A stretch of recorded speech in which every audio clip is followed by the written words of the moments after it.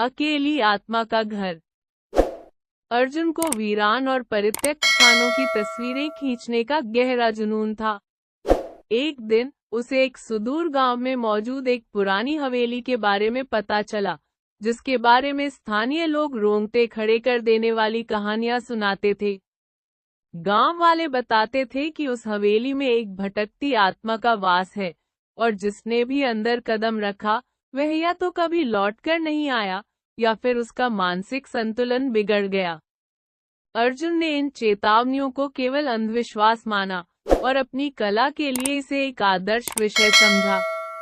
अपने पुराने कैमरे और अदम्य साहस के साथ उसने उस डरावनी हवेली की ओर अपनी यात्रा शुरू की। जैसे जैसे वह गांव के नजदीक पहुंच रहा था, शहर के कोलाहल से बिल्कुल अलग एक अजीब और भयावह सन्नाटा उसे घेरने लगा। सूर्यास्त के ठीक बाद अर्जुन उस विशाल पत्थर की हवेली तक पहुंचा, जो अब सिर्फ खंडहर का एक डरावना ढांचा थी। उसकी टूटी हुई खिड़कियां और उखड़ती हुई दीवारें मानो वर्षों के परित्याग की कहानी चीख चीख कर सुना रही थी। हवा में एक अजीब, मिट्टी और सड़ती हुई लकड़ी की तीखी गंध घुली हुई थी, जो सीधे आत्मा को भेद रही थी। जैसे ही उसने भारी दरवाजा धकेला, बाहर की गर्मी के बावजूद एक असहनीय, हड्डियों को जमा देने वाली ठंडक ने उसे घेर लिया। अंदर धूल की मोटी परतें हर चीज को ढके हुए थी, और मकड़ी के जालों ने हर कोने को एक भयानक आवरण दिया हुआ था।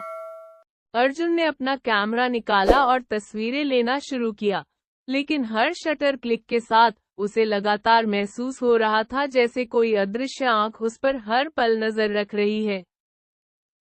जैसे जैसे रात का अंधेरा गहराता गया, हवेली के अंदर का सन्नाटा और भी भयावह होता चला गया। अर्जुन ने अपने उपकरण एक कमरे में रखे और कुछ देर आराम करने की कोशिश की, पर नींद उससे कोसों दूर थी। अचानक ऊपर की मंजिल से धीमी और भारी कदमों की आहट सुनाई दी।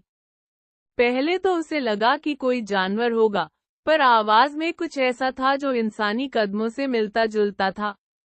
फिर एक जोरदार चीख गूंजी, जिसने हवेली की खामोशी को चीर दिया और उतनी ही तेजी से शांत भी हो गई। अर्जुन का दिल अब जोर जोर से धड़क रहा था।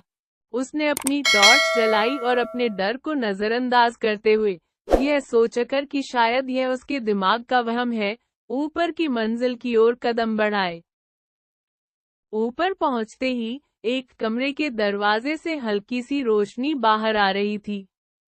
अर्जुन ने कांपते हाथों से दरवाजा खोला और भीतर झांका।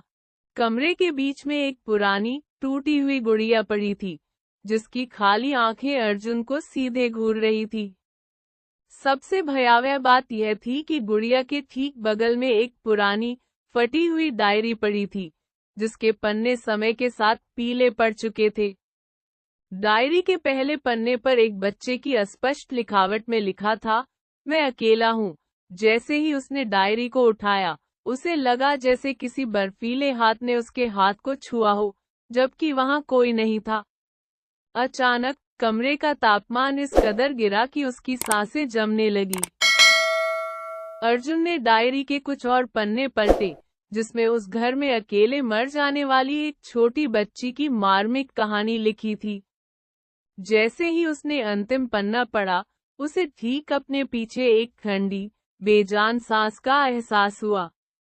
उसने डरते हुए पलटकर देखा, तो उसके सामने एक धुंधली, पारदर्शी आकृति खड़ी थी। एक छोटी बच्ची, जिसकी आंखें कोयले सी काली और अथाह गहरी थी। वह शांत और निश्चल खड़ी थी, पर उसकी उपस्थिति इतनी भारी थी कि अर्जुन का शरीर भय से सुन्न पड़ गया। बच्ची ने धीरे धीरे अपना छोटा हाथ उठाया और एक इशारा किया, मानो उसे अपने साथ गहराई में बुला रही हो। अर्जुन के पूरे शरीर में एक कपकपी दौड़ गई, रोंगटे खड़े हो गए। भय से कांपते हुए अर्जुन ने एक चीख मारी और तेजी से पीछे हटा। उसने अपने कीमती कैमरे और बैग को वहीं छोड़ दिया और जैसे तैसे सीढ़ियों की ओर भागा। सीढ़ियों से नीचे उतरते हुए उसे ऐसा महसूस हुआ जैसे कोई उसके ठीक पीछे दौड़ रहा है, और बच्चों के खेलने की हंसी की आवाजें सुनाई देने लगी, जो पल भर में एक भयावह, दुष्ट हंसी में बदल गई। उसने पूरी ताकत लगाकर मुख्य दरवाजे की ओर दौड़ लगाई और किसी तरह बाहर निकल आया। एक बार हवेली के भयानक साए से बाहर निकलने के बाद वह बिना पीछे मुड़े तब तक भागता रहा, जब तक कि वह गांव के बाहरी छोर तक नहीं पहुंच गया। उस रात की भयावह घटनाओं ने उसे अंदर तक झकझोर दिया था। अगली सुबह होते ही अर्जुन ने बिना किसी को कुछ बताए वह गांव छोड़ दिया। उस रात की डरावनी घटनाओं को वह कभी नहीं भूल पाया। उसने वीरान जगहों की तस्वीरें लेना पूरी तरह बंद कर दिया था। उस हवेली की भयावह छवि उसके दिमाग में हमेशा के लिए कैद हो गई थी, जो अब किसी कला या सुंदरता का नहीं, बल्कि एक डरावने और दर्दनाक अतीत का प्रतीक बन चुकी थी।